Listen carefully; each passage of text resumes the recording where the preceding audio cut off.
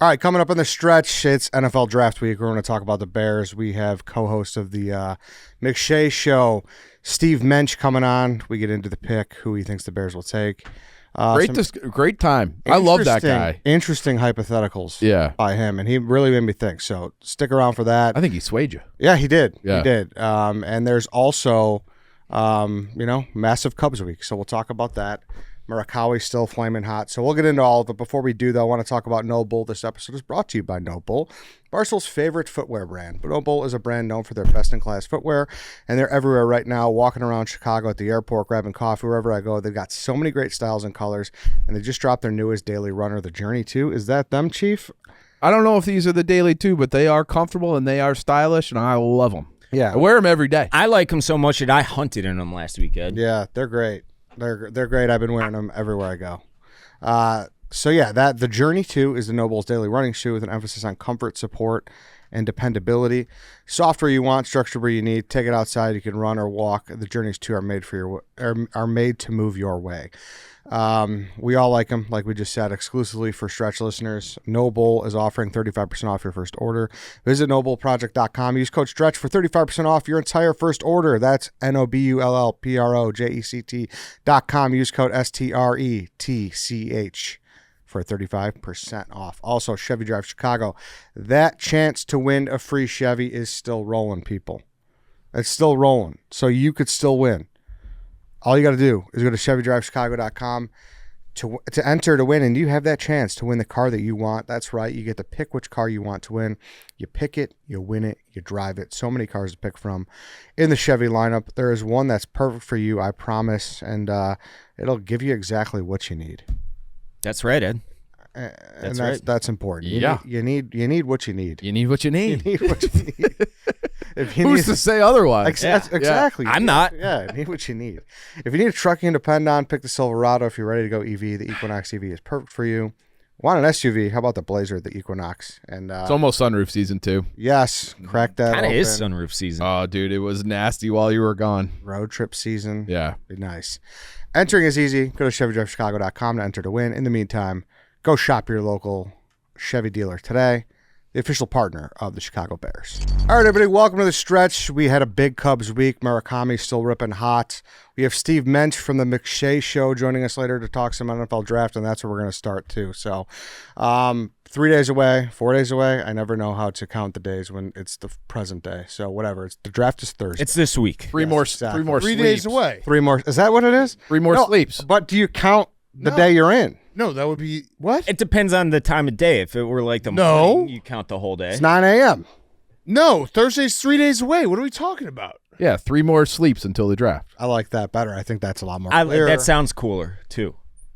Who would say 4 days when it's not 4 days? Because we still got to get through this full day. We're in the day. Got interviews. You're rounding back. He's rounding back to Sunday. We're in the day. A yak to do. Like we're in the day, though. Once you wake up, open your eyes, you're in the day. That's true. Yeah, but you haven't beat it. You're being kind of a dummy about You're that. in the day. All right, regardless. You don't count that day. Regardless, it's NFL Draft Week. Are you excited? No, not really. Not really. And I'm happy I'm not excited. Yeah. It's no, nice. we just need to. It's a very weird Bears draft because it's like we have holes, got to fill them. A lot of them. But also don't really know. Like, we're going to pick some guys, and they might be good. We won't know right away. There's not going to be a splash thing that the Bears do that I'm like, oh, my God, we dominated this draft because where they're picking. So correct. Just get the correct positions. But even that, I don't know. That's the most interesting part. So like I said, we got Steve Muench coming up in like 5 to 10 minutes. But he brought something to my attention that that really perked my ears up, and I think it did yours too. If we go tackle, I've been leading tackle. Yeah, I'm goading him into I'm fine. You're okay? Yeah. Okay. Yeah, I mean, it's a position of need. It is, but I just think we're so zeroed in on the front four because we haven't done anything there yet. But at the same time, I also don't think – I think Ben Johnson is a wild card in the fact that he can just take whoever he thinks is going to be awesome. No one thought they'd did it last year. Luther Burden at 39. That felt like a luxury pick at that time. And now he's like a huge part of this team. I think there's 3. Yeah, even Colson Loveland before – I mean, it got steam right before, but like – still was. Yeah, it still was like, oh, you got other places. Like, we could take a wide receiver again. Loveland wasn't even the highest rated tight end. Yeah. So I We think could absolutely take a wide receiver. You don't think we could take a wide receiver? I think wide receiver, quarterback, and tight ends would be the only positions that shock me. Oh, I totally disagree. I I think- think they absolutely could take a wide receiver. I think they're taking a wide receiver in the second round, like kind of for sure. Really? Yeah. I Why could do you see say it, that? What but for leads you to sure say that? surprises me. Because I think that they've had interviews and all the visits with the Ole Miss guy DeJon Stribling. He put up insane times at the combine. He was a productive guy down there, and like they need it. They need another pass catcher because they had the 3 last year. Rome was hurt and inconsistent. They lose DJ. Even with Luther ascending, like you still need that third option in the passing game, especially like God forbid one of those top 2 go down. Then you got like Jade Walker. Like that's a position where they sneaky need something. I agree. And- I think there's a good chance we take a wide receiver Yeah. I think would there's be. I in the first stunned or at second? the first. in the Yeah. first with the first 3 picks. Okay. Yeah, I'm that's saying fair. 25. Oh, I wouldn't be shocked. I wouldn't love it. I would be shocked. pretty shocked if they I went would be receiver The only in the the first only round. position I don't think we could take with 25 is like running back or guard. I saw Everything else, I feel like there could be Quarterback. a situation. I saw that DraftKings has better odds for us to take a long snapper or a punter than a quarterback, Yeah. which Yeah. made me laugh. Yeah, and quarterback. But yeah, I think there's there's definitely positions if you had to do the pie, like yes, guard, defensive line, that's got to be like, a 75% chance between those 2 positions. Safety. But again, I think that safety's in there, but like again, I just think that this Ben Johnson is a bold guy who will if someone falls. The other part about this draft is from everything I've heard, it's not like the strongest draft, so Yeah. that might not even be an option. But if someone falls, there's a chance they might say, "Hey, fuck it, let's just add to another strength." But we've all seen the graphic. And we get into this with Steve. It is shocking. Since 2020, we are like the second least team to take a defensive player. What we've seen in the Yeah. the No, Lovie I would years and prefer before. I would prefer the first 3 picks be 2 defensive linemen and a tackle. That would be a great in my mind. So with that, what gets you excited the most? What position? Not even a guy. What position at 25?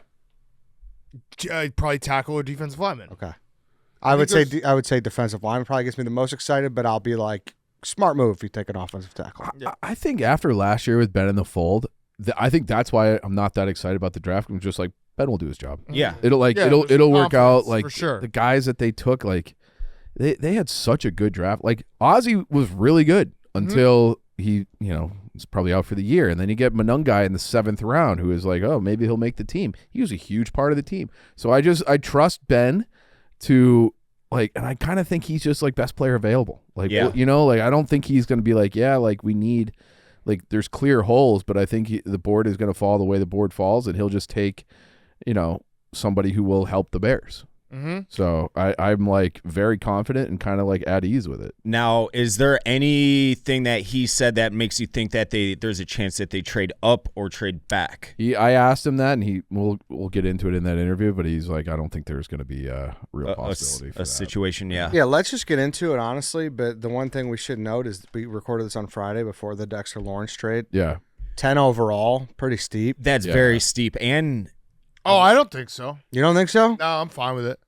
If I actually I like it from both sides. I mean, the Giants are in transition, and they couldn't figure out the contract, and you have a new guy in Harbaugh. You want to get, your guys in there.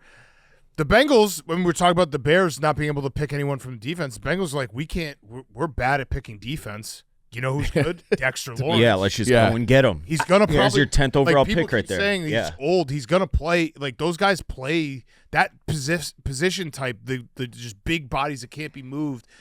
He's gonna play for a long time. There's a obviously not 100%, but what would you say, a 90% chance that he's better than what you would pick at 10? Yeah. Certainly for like the next 2 years. So I got the money part is the part you got to swallow, but other than that, like a sure thing. Yeah. What is And he, he's 29? He's 28, I believe. 28? But those guys play for. I mean, Yeah. tackles. Those tackles. Those play are for a big long bodies, time. though. I mean, some of them. Calais Campbell's still playing. Yeah. Totally. Ted Washington played forever. Like, Totally. Wilfork played forever. Just as many of those, there's the Lodi opposite as well. yeah. Oh, I think. I think but elite- he's an no. elite guy. Yeah, I think all those guys. I mean, Sue played forever. Yeah. Well, Sue is. I mean, he's the exception. Right. Yeah. No, he's not No, the exception. no, that's that's the the point. point. I just listed 5 guys. No, Sue came from Jupiter, though. Yeah. But he's a. It's not Right. the exception. They're We're not saying they're not saying that they're as good, but like that body type. Like Sue's a Hall of Famer. Yeah. I don't know if Dexter Lawrence is a Hall of Famer, but I think that he has like a shelf life longer than Yeah, 28's not that old. It's not a running back at 28. Is my Yeah. point. Right. That's true. That's true. Like you're gonna get your 5 years out of him at least, and maybe more. So I think it's fine if you're the Bengals because you just know that he's going to be better than what you probably would have picked because you probably haven't been able to pick anyone. And they got to figure this out sooner than later because Right. like the clock on Burrow is Is very Great ticking. trade for the Giants. Yeah. But again, I don't know. Like there's it happens with baseball too. Like the draft pick hoarding and the like you have to actually make it good. Totally. And Joe Shane, he took Evan Neal and I forget his other second pick. He's had 2 top 10 picks twice. It's exciting, His second and I'm not spot. trying to damper like any Giants like excitement. That's cool to have 2 picks in the top 10. When we had 2 picks in the top 10, it was a lot of fun. But it's just like you have to actually. You got to hit. You gotta hit. Yeah. Yeah. You got to hit. They got to be foundational players. Yeah. Yes, which is big draft for Ryan Poles. Mm-hmm. Need to evaluate defensive talent. Mm-hmm. All right, let's get in, Steve. Whoosh. Hey, let's take a quick break to talk about Shopify. When you're starting off with something new, it seems like your to-do list keeps growing every day with new tasks, and that list can easily begin to overrun your life. Finding the right tool that not only helps you out, but simplifies everything can be such a game changer for millions of businesses. That tool is Shopify. Shopify is the commerce platform behind millions of businesses around the world and 10% of all e-commerce in the U.S., like the Barstool store. With hundreds of ready-to-use templates, Shopify helps you build a beautiful online store that matches your brand style. Accelerate your efficiency, whether you're uploading new products or trying to improve existing ones. Shopify is packed with helpful AI tools that write product descriptions, page headlines, and even enhance your product photography. Start your business today with the industry's best business partner, Shopify, and start earning. Sign up for your $1 per month trial today at shopify.com/stretch. Go to shopify.com/stretch and start using Shopify. It's a good little business there, Dave. Absolutely, yeah. Go use Shopify. Also, Kraken, this episode is brought to you by them as well, the official crypto platform of Barstool Sports. Most people think you have to be a genius when it comes to investing. You don't. You just haven't found the right platform. That's Kraken. Crypto, stocks, ETFs, all in one place, all on a platform that makes investing seamless to navigate. Over 13 million people use Kraken because it's simple and reliable. Here's what you get. You get 350 plus cryptos a trade. You get 11,000 plus equities, including stocks and ETFs, recurring buys so you don't have to think about it, and rewards for holding certain assets. Geo restrictions do apply on that, and you also get up to $200 when friends sign up. Terms and conditions apply on that as well. Kraken is giving you $25 in Bitcoin. New users go to kraken.com/barstool. Use code barstool25 when you sign up. Deposit and trade $100. Boom. $25 in Bitcoin, White Sox, Dave. Look at that, Ed. You would love $25 in Bitcoin. I would. I pop in a few You had bucks a $25. week. Crypto guy. in via Kraken. There you go. The crypto every week, I love it. every paycheck. Go get it in the Kraken action. All right, now we're in the interview portion of the show. We're joined by co-hosts of the Mcshay Show. We're joined by Steve Muench. Steve, thanks for doing this. How are you today? I'm doing well. It's Mench, but that's all right. Mench. Everyone says Munch. Does Todd say Munch? No. Okay, no. I thought I heard him say Munch. Did this guy just ask if your co-host knows how to pronounce But your name? Todd's like no. Todd's like a ball buster though. That's why I didn't know. If that was... Yes, he is. All right, okay. No, but like it's my whole life. I mean, it doesn't sound like it's spelled. No, it's all right. We'll get it on the right track. I have faith. All right, so Faith in yourself. Yes, Name yes. right? Yeah. He'll forgive me at some point. Yeah. Steve, We're we're all Bears fans here, so Yep. we're operating this discussion here under that pretense. Let's just get right into it. What is best case scenario? Who's there for us at 25? Who should we be dying for here? I gave you guys TJ Parker, the edge from Clemson, who I really like, and I think that's the guy that could use opposite Sweat. He's tough against the run. I think he's a better pass rusher than the numbers were last year. Had a great Senior Bowl. Had a really good workout. I think he's gonna go lower than he should go, or he's going to last longer than he should, basically because he didn't have the best year statistically last year. But I mean, I think they would be thrilled. But I want to kind of pick your guys' minds a little bit too. Like, do they need an offensive tackle? Like, are they going to get an offensive tackle early? I mean, we mean. We need a defensive front four upgrade, like very badly. Right. Yes. So that's first and foremost. But if it is offensive tackle, I think everyone would be okay with that. I'd say the chain of attack is front four, obviously number one. Number two, I'd actually put safety over attacking. I was going to say that one too. And then on there, you can chuck offensive tackle. It's just in such a weird spot right now. But I definitely say front four or safety in the first, second round. Yeah. So what's interesting is, do you want to get a stud edge in the first round, or maybe wait? There's some good safeties that could be there at 25. Like Dylan Thieneman, I think, a guy from Oregon, would be a really nice fit for what they do. The tricky thing for them is going to be if they do, like, here's the problem with offensive tackle. I know I'm jumping around a little bit. With offensive tackle, if you're going to get one that you think is going to have to play right away on the left side, well, I don't know how you can wait. Yeah, that's the problem, and that's kind of what they ran into last year. They started the year with Braxton Jones, and it just didn't work. But then they re-signed him, right? $10 million. $10 million. Either. And then they had Theo Benedict, the Canadian guy who played a little bit. And then they took the kid from BC in the second round who was showing some promise, but then it sounds like he's out for maybe forever. It's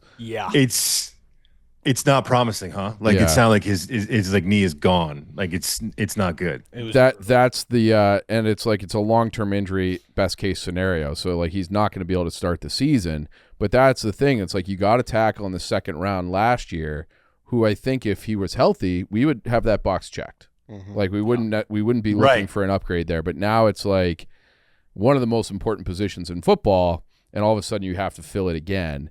But you also need a safety. You also need an edge.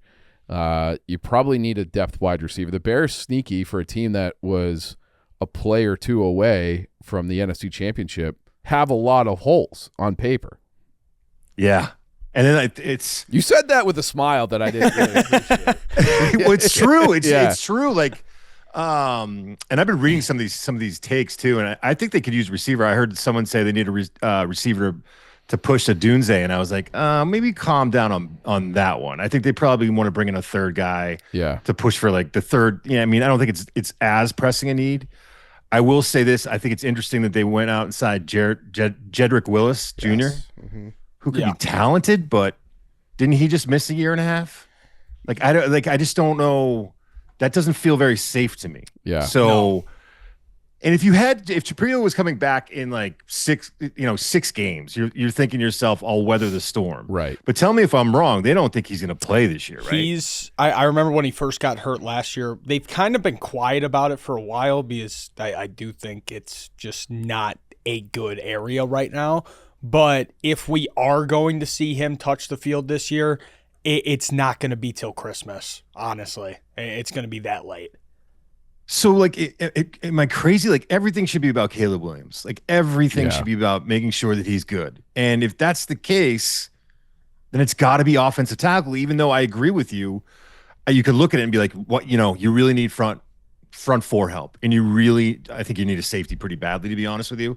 And that being the case, but like, if it's all about Caleb Williams, then I think you got to get the offensive tackle. But so I don't know. Is there a guy, I saw a clip on TikTok you talking about, I'm not even going to try to pronounce his name, the kid from Arizona State. Is there a guy, because typically when you get like Trapello was kind of, it worked out better than I think anyone was really hoping for by the time he rounded into form midway through the year. But it does feel like historically, if you're taking a left tackle, it's got to be like an elite talent, top 10 type of guy. And the guys that you get later in the first, you're like, maybe he can stick there. Maybe he's a guy that has to slide inside. His arms aren't long enough or whatever. So is there a guy in that 25 to 32 range that you think has potential to be a starter at left tackle in the NFL? I love Mcshay Show, the tackle from Arizona State. I think he's just super. Yeah, he's super underrated. I think he's a good player. He was basically a basketball player until, I mean, he didn't play college football until his like third year out of high school, I think, or something like that. So he's a late comer to the game, but he's really good. He moves really well. The problem I would have with him is he's been a right tackle his whole career. The guy that I would look at, the two guys I would look at for left tackle are Caleb Lomu, who's from Utah. He played opposite of Spencer Fauno, and he's got some Will Campbell in him. And if you watch the Super Bowl, that might make you cringe. He's a high cut dude that's got to learn how to anchor a little bit better, get a little bit stronger. But man, he can move. I think he's got a chance to be a really good left tackle. And the other one is Monroe Freeling, who a lot of people had going way earlier. Yeah. And then I think they started to dig in on the tape and were like, it's up and down. But again, super talented. One of the guys that I think McShay gave the Northwestern kid, Caleb Tiernan, to them, I really like him as a guy who could be that Trapillo kind of a guy that you get on day two that could come in and play like meaningful snaps for you, but is exactly what you're talking about. Shorter arms. He's got kind of some flaws in his game that prevent him from being earlier, but some of his tape is really good. What about Caden Proctor from Bama? Because it's like you baiting me? Yeah. There's been conversations. I don't know, man. I'm so up and down on it. I was like, am I being too hard on him? Like, I don't know. There's other people who have called me and said, no, you're right on. The thing, it's just so inconsistent on tape. And if he's so freaking athletic and he's so good, then why does he suck so much? That's kind of how I feel about it. Like, why is it there's so many, why can I like rattle off when I pull up my report on him, I can rattle off like 5 plays of him getting beat to the inside and then him getting knocked off balance at the top of his set because his feet are too close together. And it's, I don't know. He's not consistent enough for me to think he's a stud. Now, if you talk about 25, this is where these conversations get twisted. I get it at 25. Yeah. I mean, he's an athletic, big dude, 3-year starter in the SEC. I get it there because there's enough to work with. But when you're talking about, the people are talking about 6 to the Browns, and I was losing my mind. I just couldn't see it. Like, that's like Joe Alt area of the draft, and that's not what this kid is. So, and the other thing about him was, and I don't know if you guys remember this or how much college football you watch, but like midway through the year, DeBoer starts giving him carries, and they come out and they're like, oh, it's because he's gotten into shape. And immediately I'm like, well, why wasn't he in shape in the first place, man?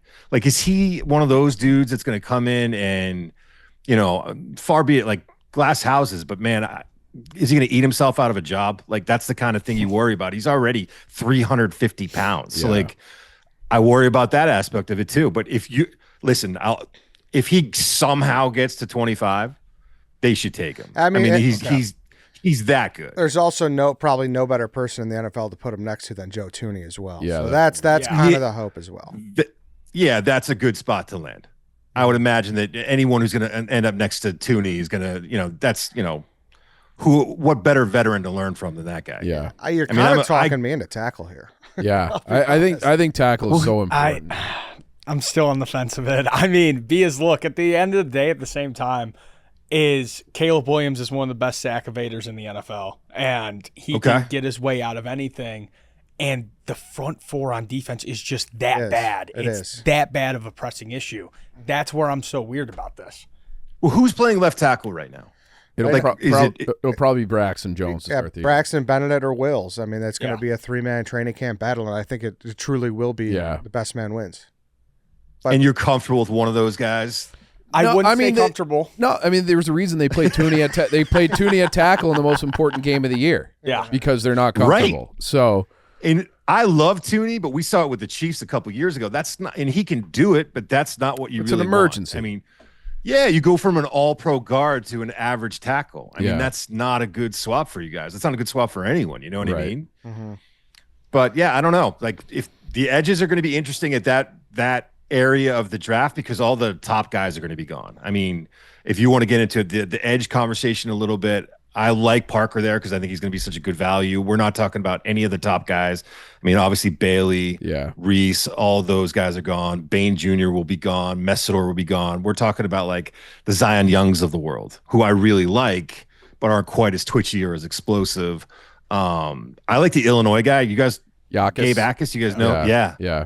I think we got all these other dudes like Cassius Howell. I'm not as high on from Texas A&M. I get that he's explosive. I get that he's productive, and he can get after the quarterback. Don't get me wrong, but he's not built like an NFL defensive end. And I'm not sure Dennis Allen looks at that body type and is psyched about bringing that in. I mean, it works in terms of the pass rush, but how good is he against the run? Now you're just taking a situational player in the first round. Also, Ryan Poles hasn't taken a defensive player since Roquan Smith in 2018, right? In the first round? Yeah, we have taken like the Bears have somehow ended up in this bizarro situation where all we drafted defense for our whole lives. Yeah. I think since 2020 we're the second least defensive drafted team, so it's crazy. Yeah. So there's two ways of looking at it, I guess. It's time, like it's time to do it. Yeah. Or he just values offense so much more, and Ben Johnson's his head coach, and we're just going to make sure we're solid there. I don't know. You see, now I don't know. I could kind of see that just Ben just sitting there talking in his ear saying, build the trenches for me, and we will put up 30 points a game, and it won't be a problem. No, I don't know how much roster building Ben Johnson did in Detroit, but look at Detroit. I mean, it was offensive line. And I want to say that he's definitely involved with this draft process for sure. Oh, he's for this one? Yeah. For very heavily involved. Yeah. Yes, and I think he was last year, seeing all the offensive talent that we had come here, maybe one of the best offensive drafts that we've ever had in general. I think he's very involved. I mean, they got Trapillo's a starter, Burden's a starter, Nunguy's a starter, and Loveland was a stud. He's a dude. Yeah. And is it Ryan Poles making those calls, or? I don't think so. Yeah. Yeah. Oh, well, you guys aren't Ryan Poles guys, No, or no, what? no. It feels like something's there. Listen, here, I historically have not been. However, like we're in Candyland right now. Everything's good. I'm not ruffling the boat. Like everyone gets another chance. We have Caleb, we have Ben. Those are the two most important people. So, Ryan Poles, like defensively, I don't think he's done the best job evaluating talent. No. Do you think this is a trade down spot? You know what's fascinating about this is that if you would ask me 2 weeks ago, I'm like, no one's trading. No, well, I wouldn't have thought anyone would be trading early in that round. It's going to be interesting because we just talked about all these offensive tackles, and everyone wants them. Even the teams that we're looking at are like, it's just not a need. Like Mcshay was telling me the other day, he's like, Philadelphia's taking one. Yeah. And I would have looked at that and said, I didn't see it. So if they're not taking an offensive tackle and there's one there, that's going to be an opportunity for them to move back. If somehow Ty Simpson, the quarterback from Alabama, is like more attractive to teams than we realize, and someone wants to make sure that Arizona doesn't get him or something like that could happen. We're gonna have to see who falls. Like, does Ruben Bain fall? Like, he's not gonna fall that far. It's not gonna be that. That's one of the things I want to ask. Yeah, right. How far he won't fall. I think 14 to the Ravens is probably the floor for that. Yeah. Why? Were you hoping? No, that's just no. God, no. He was never falling to 25. But that's just terrifying in Baltimore. Holy cow. Yeah. Yeah. I mean, he's built, and then DaCosta. I don't know the general manager there. I don't know what kind of deal he's made with the Devil, but it seems like every year someone just falls to them, like they're just in their lap.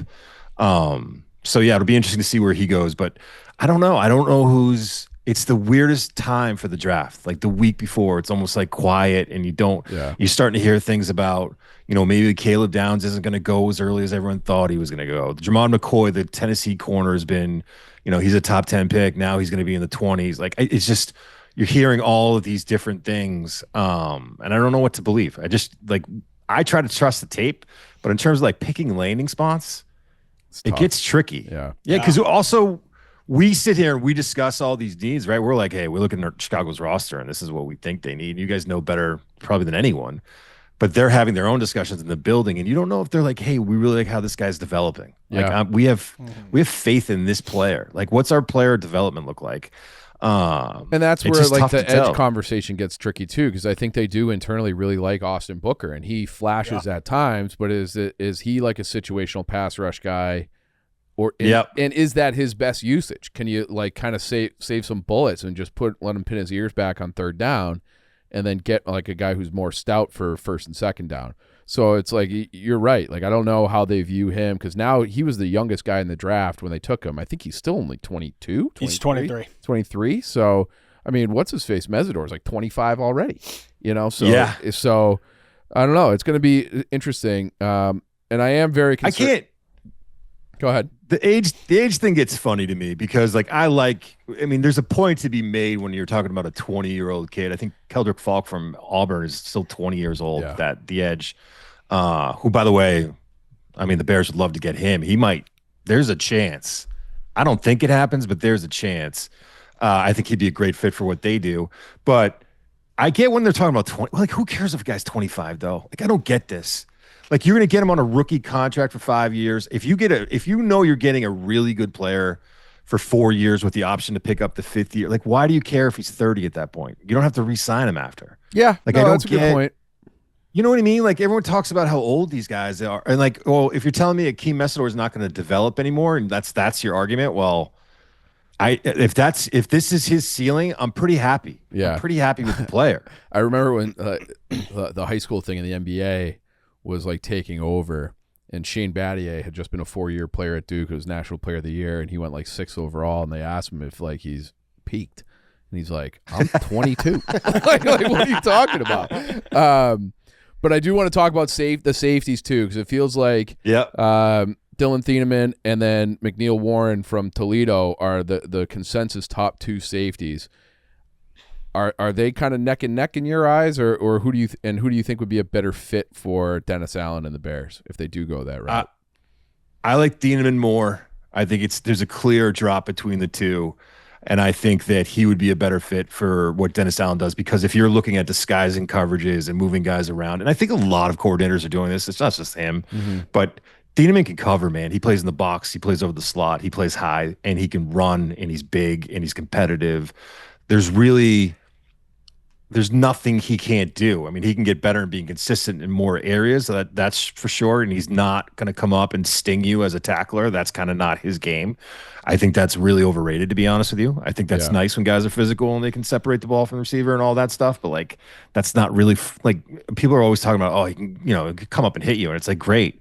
Can he cover? Yeah. Like, Thieneman can cover. Yeah. He's a much better cover guy than McNeil Warren. I didn't watch him as much at Oregon, but when he started off at Purdue, I just felt like he was always coming up with the ball too. Like his production is insane. Yeah. Like I don't even know. I don't know if it's in. I'll pull it up right here, but I don't know if it's in the. I'm gonna plug the website. Go to the Ringer /Mcshay, and it's got all his like. I mean, he had 2 seasons at Purdue. He had 210 tackles, 8 pass breakups, 6 interceptions. The 6 interceptions were all in his freshman year. It's crazy. That sounds like Al Harris's dream. It's I mean, well, who doesn't want that player though, right? Yeah. Like, and it was funny because he did play more in the box and more over the slot at Oregon. When you go back and you watch him at Purdue, he's a center fielder. I mean, he's playing free safety a lot. So it just goes to show kind of how he evolved.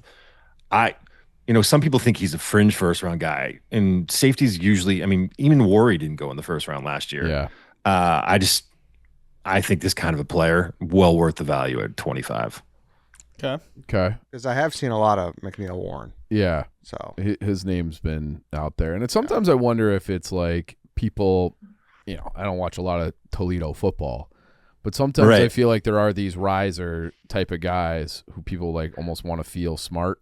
Where it's like, I knew about this guy from Toledo before anybody. But you think Thieleman's above him.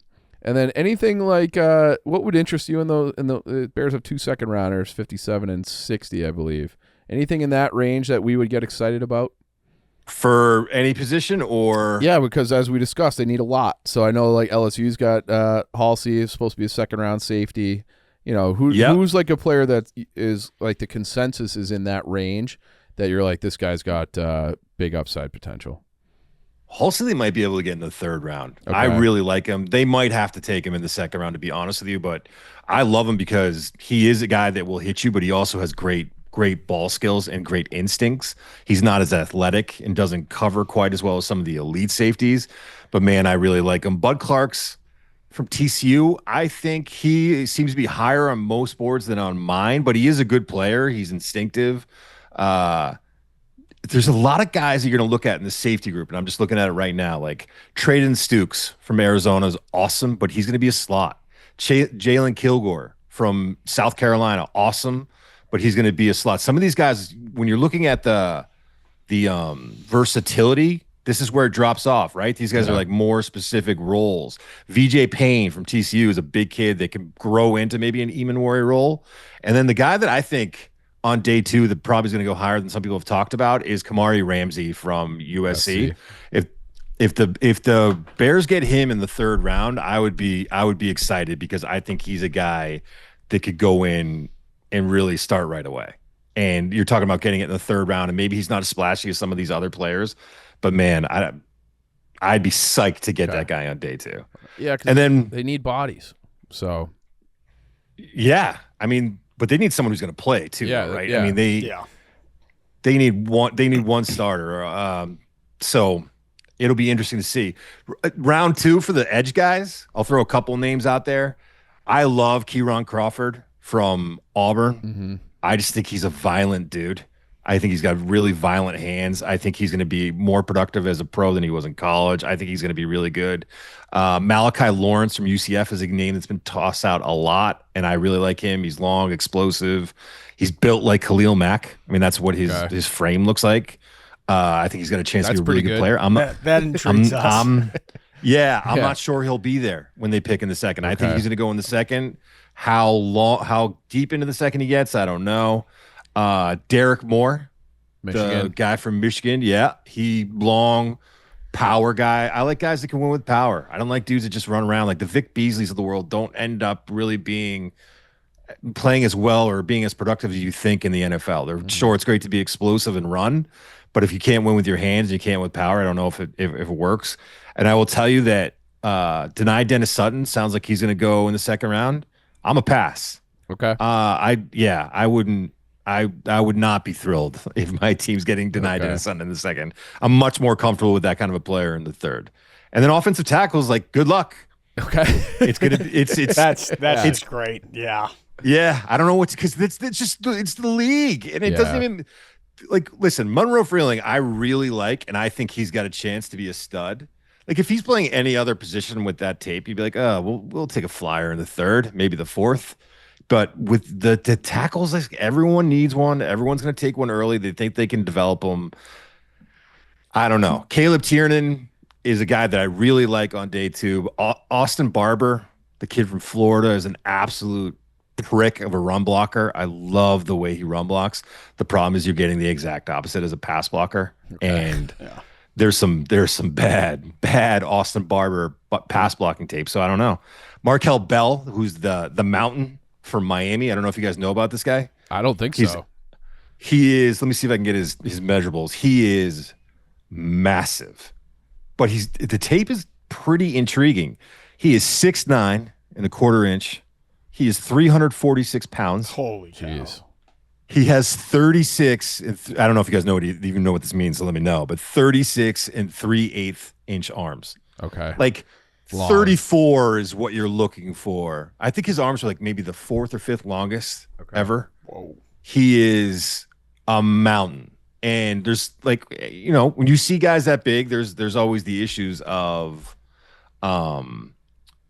how well does he move? And there's that. I mean, he's not the best mover, but when you're that big and that long, it's like Orlando Brown Jr. Like there are guys that like, how are you going to overcome your weaknesses? Yeah. And he's going to do it with power and length, and he can do that. Well, now it looks bad when his technique's bad. Sorry, what were you going to say? Well, I was going to say like Trapillo, that was kind of the thing on Trapillo, where it's like he's massive. Not quite this massive, but he's 6'8", 6'9". And it was like, I like his bend, and he doesn't, move that well. But it's like when you saw him out there, it took him a while to get going. But it's like that's a serviceable left tackle. Like that guy's fine. Yeah. So if you can kind of backfill that with a similar size guy, maybe that's the answer. Can I drop a random piece of breaking NFL news right now? Let's go. Sure. Will Anderson, 3 years, $150 million. That's nuts. Wow. That's just a lot of money. That's all I wanted to say. Yeah. But and he's earned it though, right? Yeah, would you guys like a Will Anderson? Yeah, we would love an Anderson. I mean, that was just blew my mind. That much money. Wow. And that's the thing here too. Like obviously he's not an edge, but we could just say fuck it and trade for Dexter Lawrence here too. Like that's a big talking point around here. Mm-hmm. What if? I don't know if you guys know. Do you guys know about Caleb Banks from Florida, the defensive tackle? Yes. He's enormous too, right? Yeah, man, he is. Like, are you going to draft? How early do you draft a guy that big who's got a history of foot injuries? And all I can think about is all the NBA guys that just didn't, like, you know? So, like, there's that. And then if we sat down and watched tape, you guys would be, like, laughing about what he's doing to players. I mean, he is throwing them around. He could play anywhere along the defensive line. Like, you're not going to, like, rush him from a wide 9. I get that. But you could play him pretty much anywhere, and he's so powerful and he's so long. Whoever gets Caleb Banks, I don't know how long the excitement will last. I don't know if you're going to be in October and be like, damn, it didn't work out. But I would be, as a fan, I would be super excited to see that guy get drafted by my team because the upside is insane. Yeah. Well, and they need interior too, because it's like, right. I think we all got excited about Gervon Dexter.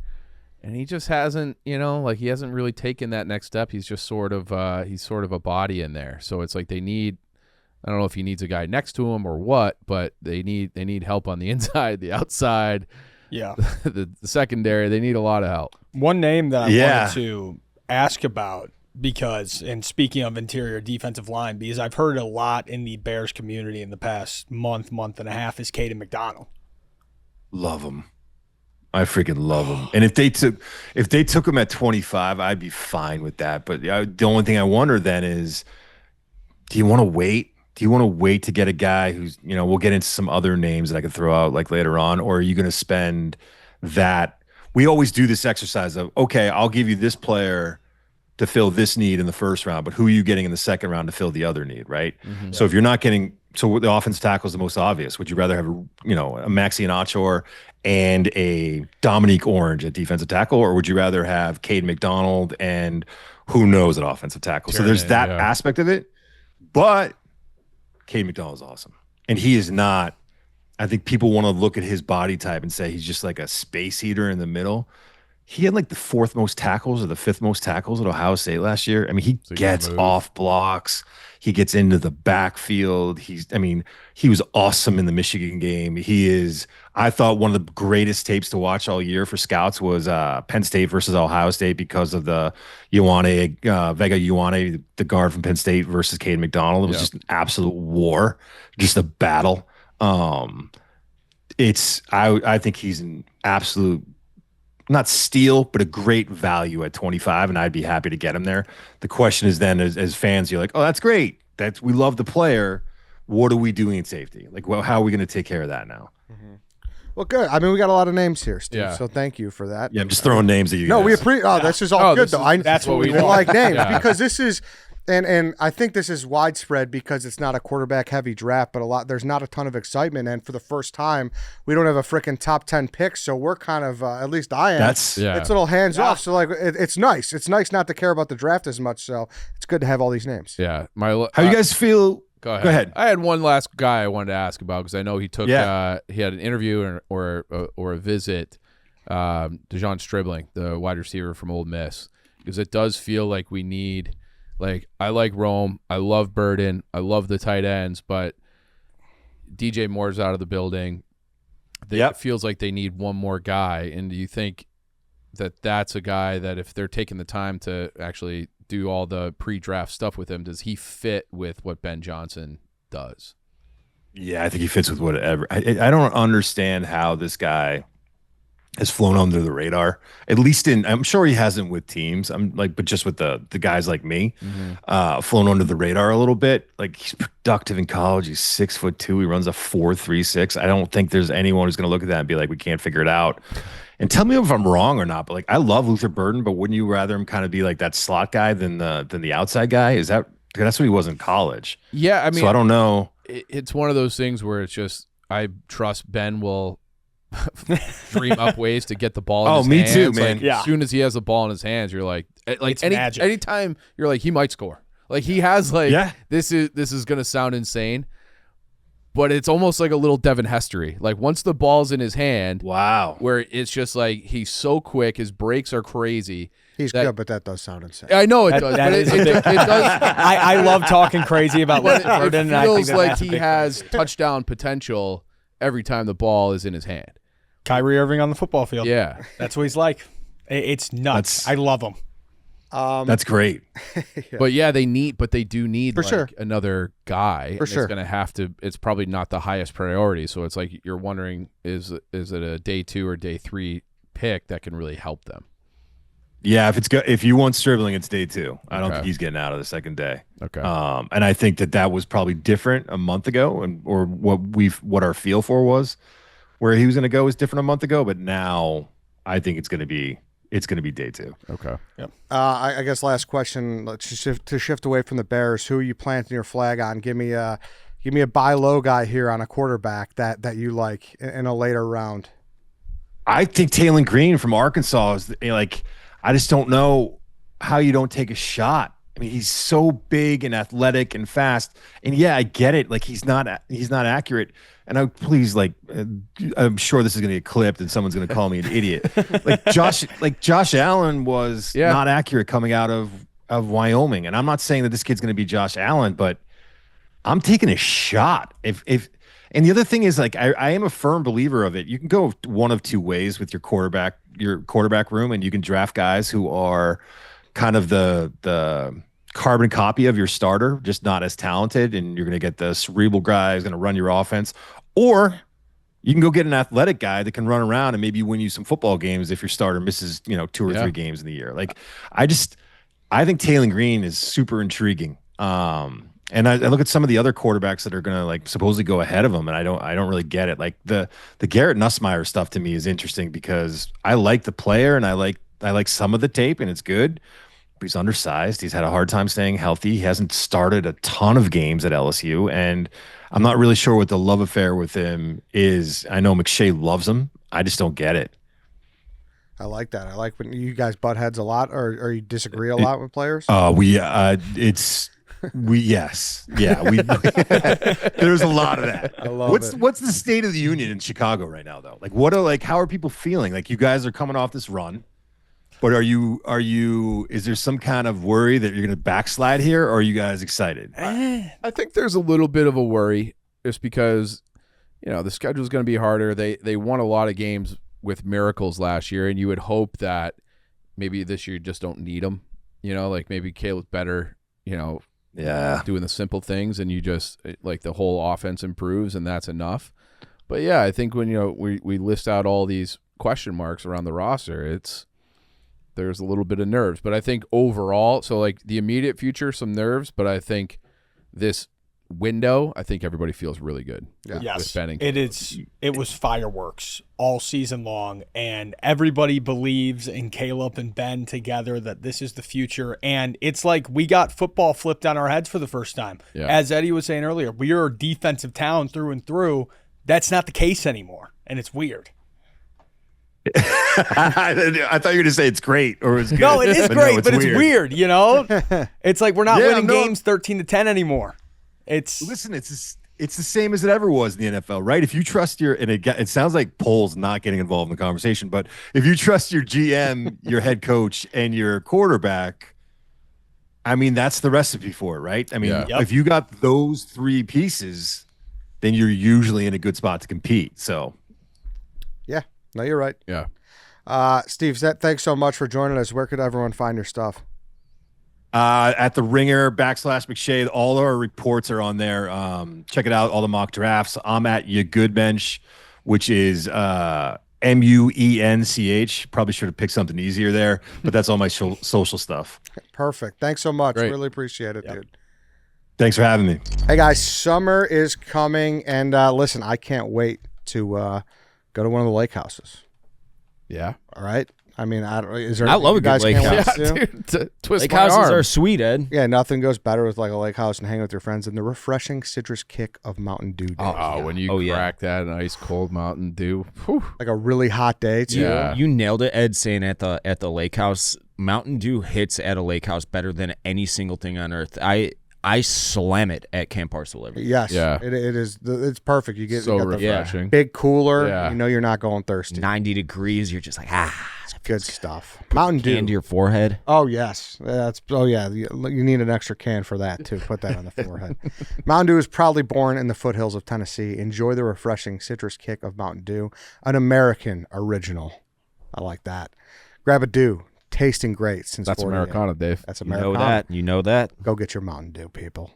All right, thanks again to Steve Muench for coming on. That's the NFL draft talk. Let's get into it. The Cubs on the brink to getting swept by the Pirates on Sunday. You have a 5-1 week. Shota looks great. Like that. No one was panicking except I. I had a panic tweet. Yeah. I had a panic tweet. And it wasn't unfounded. I don't think the Cubs completely looked like shit. Now, granted, I've missed the last 4 or 5 games. It was more about Horton and like the bats not look, but it's like, oh fuck, here we go, and because it's like you start the year and it's like NLCS is the goal, and I'm like, this doesn't look like a team that's an NLDS. Then you sweep the Mets, who absolutely suck, and 2 out of 3 from the Phillies is 5 in a row. So yeah, I don't know. It's like I gotta check myself and not kind of. I don't know that. Yeah, it turns out it's early in the season. It's early. I feel pretty good with my take that it's too early to freak out. I kind of echoed that on the show, and then by like Tuesday or Wednesday, I was like, "Fuck this! Like this is a problem." Mid to late May. Mid to late May. Okay. You got to get at least to like in the 50 game range, like a third of the season, to be like, okay, this is kind of what we are. And even then, you know that you have room. We were saying it on last week because you were out. Like it would be saying writing off, like, and I know we do hot takes, but writing off. They had played when people were freaking out on Sunday after we had just lost 2 out of 3 to the Pirates. We had played the equivalent of 1 NFL game in the season. And you're just basically calling the whole season over. Yeah, no, I know. So the tweet was on April 13th. I said earlier today that it's a long season. You can't judge the Cubs in April, but I'm inching towards Frank the Tank and thinking this team might just actually stink. No, and Frank, I mean, he's right. Yeah, he's right. Yeah. Stinks. And they're broken as fuck right now. They got that White Sox stink on them. No, and I also think like the Cubs have had a terrible run of injury luck in terms of pitching. Palencia in the it is crazy this early in the year how bad they've gotten good by that. Michael Bush has not hit at all. Nope. No. So Isaya's still trying to find his way. Like I still think there's a lot. It's basically Nico has been lights out. He's been like an MVP. Yeah, $141 million might be cheap. Yeah, but so I think that like not only are the Cubs fine, they lead the Central in run differential, which again this is early, it's sample size, but that run differential usually does give you like an inkling of hey, are you playing over your head? Like the Reds are 14-8 with a -8 run differential. I just think there's a lot of guys can start hitting better. So even they're gonna get Bregman. better. Yeah. Bregman's been asked. I want to talk about PCA. Is there anything in your guys' head that says maybe he's not that good? Offensively, obviously. Defensively and on the bases, he's a lightning rod. No, I mean, I think he's just got to figure some shit out. Like it's been a long time for now. sure. I don't deny that. Anyone who's putting their head in the sand is crazy. Yeah, I think there's some people that in dark corners might say yes. But there's also some like even Saturday when we were at the game, like there was it's the game against the Phillies, I think it was Tuesday night where his first 2 at-bats, he saw 6 pitches total. That's like, dude, what is going on? Saturday, we were at the game. I think he started it was maybe his second at-bat. He started 0-2, and he worked all the way back to a full count, fouled off a couple, saw like 8 or 9 pitches. It's like, okay, that's what you – like if you're not hitting, at least you have productive at-bats, and it feels like that's starting to happen a little bit more for him. Yeah, like swung at a pitch in the dirt. And right. Like, yeah, that was he swung it – like when he swings at ones that are like bouncing, it's like, okay, do you just not see it? But yeah, there's obviously a little concern, but he also is a plus player everywhere else. So defensively based on it. You can wait, you can be a little more patient. And like, as of the contract we got him at the beginning of the year, like it's still a good deal. Yeah. Like so, like no, there's no panic. I don't think in this room. I don't think it's panic. I think it's just like I think that there should be more of an acceptance amongst Cub fans that I don't think this version of PCA is who he is, but last year. For the first half of the season, I don't think that version was either. I don't know who thinks that he's just going to be that all the time. It's somewhere in the middle. Yeah, somewhere in the Yeah, middle. yeah. I don't think he's going to be this bad for the duration of. Yeah, the no, he entire played season. out of his mind in the He first does 2 need to months get last that on base like to 320 though. You're right. I think he'll have a month where he carries. That's the exactly. team, That's what too, he's going to so. be, isn't it? He's just Yeah. going to be that guy that is just bad for a month, and then he is Sammy Sosa, and Or what was it? so July? that means he's Alfonso 98? Soriano. Yeah, Soriano that's had exactly what he would Soriano always was. go That's true. insane in June, and then Yeah. So over 500, we're still. that whole Game and a half. He division. needed that week. I'll say that.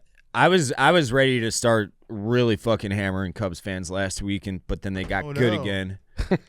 Yeah, It's so early, Dave. You know it's. I know it's early, but there are trends I think that will He needs something. stay the course. Yeah, he needs, he needs something. I do need something. I got a few things. Well, a big week. Yeah. 4 against the Phillies, and then we go to LA. So Yeah. it continues. You know, we got to keep rolling. But you're hot at the right time, it seems. So Shota looking great makes me feel a lot. yeah, that's nice. So yeah, great week for the Cubs. Are you a little worried that you're right on pace for banana bread? Did you? I was just about to look up the pace. What is It's it like at? 59. Yeah, So you're close. close. Yeah. I want to make it clear that I don't want the White Sox. I would love to lose that bet and to have to make the banana bread for 18 weeks or whatever for the Yeah, football we all season. would. However, I'm still fairly confident that the White Sox are going to lose 100 games. With that said, there are a lot of fun parts of the White Sox individually. Murakami, 8 bombs. He might be Kyle Schwarber. I was tempering my expectations so much because he was striking out at a 30+% clip in Japan. Obviously, that's gonna get worse in the United States against better pitching. But man, is he fun to watch! He has a Frank Thomas eyeball. It is one of the best eyes I've ever seen. And when he does the little head tap thing doing the ABS challenge, it's like an automatic win. He knows the strike zone down to like a fraction of a sliver of a centimeter, and it's been really fun to watch. He just will not ever do anything other than walk and hit bombs, which is cool with me. If you're a first baseman, just get on base he's almost on base at a 400 clip right now, even though he's hitting like 150. Mm-hmm. And he's mashing balls to the moon. He's really fun to watch, and I think that he'll never be an average guy at all, but he's legit. He might be Schwarber light, which is, I mean, that's a borderline Hall of Famer. Maybe he will be a Hall of Famer one day, Kyle Schwarber. But I've only seen yeah, Oh, no, Kyle Schwarber? Schwarber, I yeah. think he will be. Yeah. he's definitely trending that direction. Baseball's so weird, though. Isn't that Hit so? enough home runs, I I think. know. Baseball 500's He's the going to auto play. win. He's Yeah. going to be able to play forever. I just looked it up this morning. He's at 386, I want to say it was, and he's He only also 33. has like some crazy, he's got the Some most. moments. He's got the most lefty home runs in the postseason, ahead of Really? Mr. October, Reggie Jackson. I didn't know that. That's Yeah. crazy. That's a fun fact. Yeah, I think he has the most home runs in NLCS history. Oh, wow. Yeah, he's got some he's been doing it for a long time. He's been played a lot of playoff games. Yeah, he Yeah. has. Good for him. Really, the only guy who's From that core? Yeah. Yeah, Yeah. still light True. and hot. And then really the only other thing I have is Noah Schultz shot shaky in his first start. No, picked that it up in his I second. actually did get to watch a little bit of that one down in Texas. That I was kind of expected. Obviously, there's going to be jitters. He's going to be nervous and missing spots. But yesterday he was awesome. That's got to be one of the most uncomfortable at bats you could possibly imagine if you're a hitter. 6'10", gangly weirdo coming from those arm angles, throwing 100 miles an hour with just wipe out off speed. He's going to be a horse for a long time. I just hope he's not on the Red Sox 4 or 5 years. But I think obviously the White Sox stink. The major league product is not good, but there are a lot of fun things to talk about right now. The stadium, for one, the prospects are dominating right now. Caleb Bonham and Braden Montgomery are both just completely lighting it up. Rock Chalosky has done nothing to hurt his 1-1 status for this. I think it's July now. This July's draft used to be June, and then even if they decide not to go with Chalosky, this Grady Emerson kid, this high school kid from Florida, looks like he could be a absolute freak of nature. So a lot some positivity down the This road. is the most Yeah. positive Yeah. I think you've been in 3 years. That's- Go, Dave. Yeah. But they're still going to lose close to 100 games. So Oh, change that. so That'll be 4 years in a row. There's no difference to me between 99 losses and 102 losses. There's a difference for us. Big I understand there's a difference for you guys, but Well, hold on. eventually you Eddie got to and start Chief are- winning. Eddie and Chief are not guaranteed getting No, I can't have a piece of banana bread. every now and then, but you guys didn't put anything up. I will share some, but I'm not sharing it every week. I think I that's love his also banana fair. bread. I I might didn't. eat- I was saying I only said that because I'm happy for you that you could get it. You could. I want some banana I'll- bread. Listen, I'll give you a slice here and there, but All I need is a slice. We got to bring his banana bread into Wrigley. oh yeah, Oh yeah, Seeds. Good. Some White Can you Sox do that? Dave homemade Yeah, you can bring banana it. bread. yeah. Yeah. Burnsy brought in Chipotle bowl. yeah, Really? Yeah. yeah. You let him in? Yeah. Wow. It's like a little It's like Yeah, a people don't You really guys talk about hush hush secret. Is it? Yeah. It's not like Oakland, Oakland was wild. A guy brought on 12. He had brought in a dozen donuts. and they just walked right through. A couldn't guy had get a everything. guy had Yeah. a pizza. Yeah, that guy. Had a He's like, pizza. yeah, just come on in. Come on in. Bulls secured the 15th pick. Thank you, Portland Trailblazers. Yes. yeah. And should be 3 picks in the top 15 if AK weren't fucking stupid and made that Derek Queen trade. But whatever. Sorry, we got 2 top 15 picks, so that's good. Only other really note I have is that it seems like the Steve Kerr era might be over in Golden State. Yeah. Any interest in Steve Kerr coming back to Chicago Mm, as an executive or as a coach? coach probably not. 'Cause we have the best coach in the league, Billy Donovan. That's what they told us. Yeah, he can't come back if he has any interest in not working with Billy Donovan. Maybe an executive. Yeah. I don't know who the fuck we're gonna hire. I don't know either, but it's kind of weird.